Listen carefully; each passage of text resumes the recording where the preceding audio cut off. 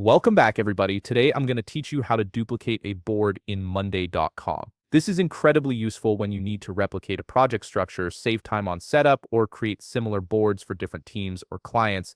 Also, if you're interested in business tools that could improve your workflow, I've dropped a few links in the description down below. Let's get started. First, navigate to the board you want to duplicate in your Monday.com workspace. Simply locate it from your workspace's board list and click on it to open it up. This ensures you're working with the correct board and can see all its current structure and content before making a copy. Once you're viewing the board, look towards the top right corner of your screen.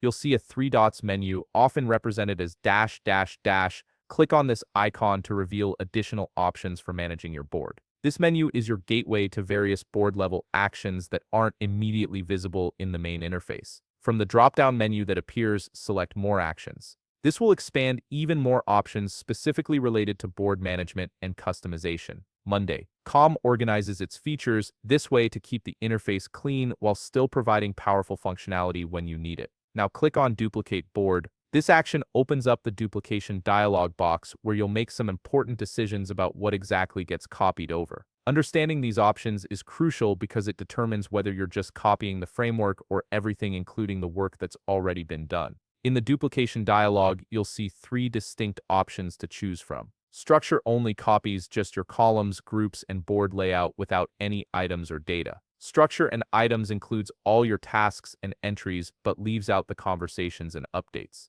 Finally, structure, items, and updates creates a complete replica, including all discussions and activity history. Choose the option that best fits your needs based on whether you want a fresh start or a complete archive. If you want to maintain the same team involvement, there's an optional checkbox labeled Keep Board Subscribers. Check this box if you want to automatically copy over everyone who's subscribed to the original board. This is particularly helpful when you're duplicating a board for a similar project with the same team members. Next, you'll want to enter a new board name if desired. It's a good practice to give your duplicate board a clear descriptive name so you can easily distinguish it from the original. This helps keep your workspace organized and prevents confusion down the line.